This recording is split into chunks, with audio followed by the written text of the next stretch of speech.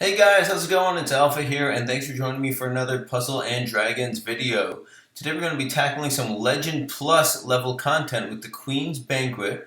I'm taking my super powerful Raw Dragon team into battle here, and you can see, I think since the last time I used this team on video, I have Pentamaxed my Raw Dragon, meaning he has full levels, full skill levels, full, I don't know, everything's. Awakenings, 297s, and some HP latent Tamadras as well. It's a very powerful team, tons of hit points, great recovery, and let's see what we can do here.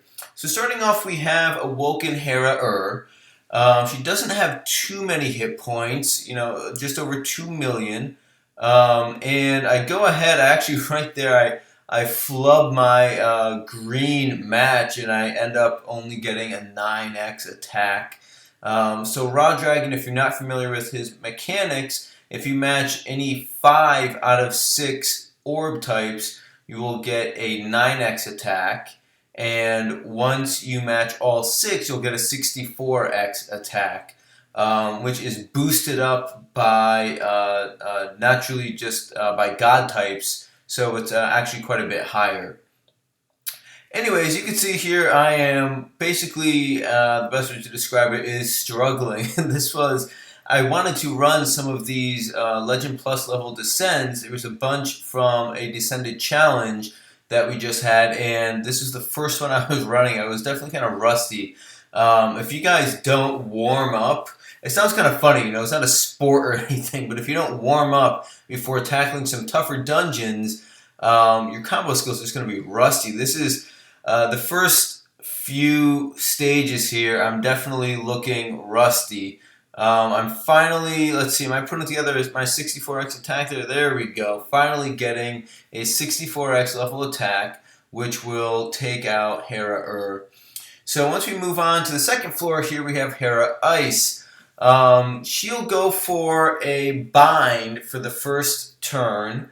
So you kind of get a free turn here unless you're planning to use Indra. Well, for this team in particular, because he's the only card on the team that can actually be bound.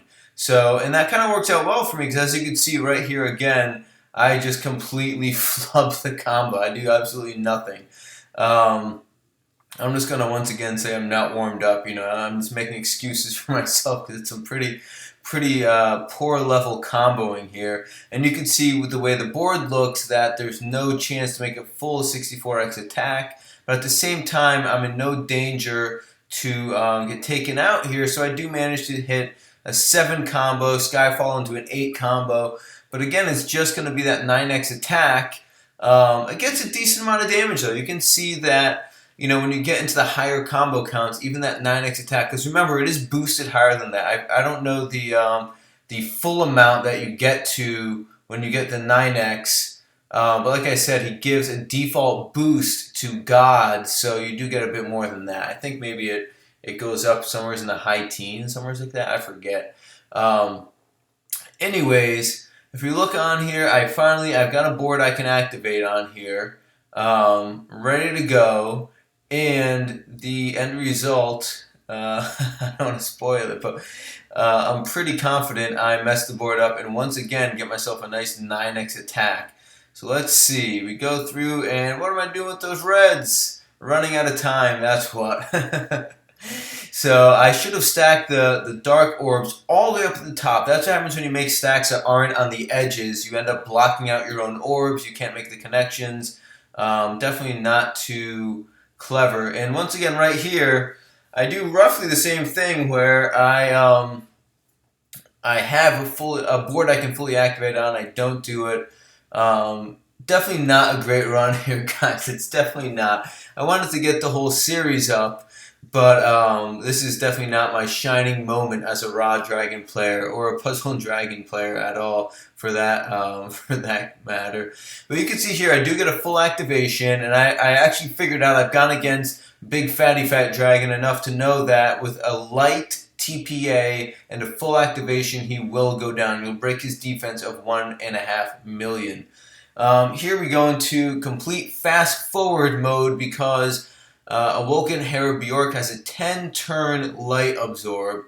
Kind of a bummer, it's just something you have to deal with. This team is extremely powerful, and lots of these sorts of teams, like an Awoken Sakuya team, a light Kali team, who else? All these kind of light-based color match teams just have to stall out on floors like this. It happens.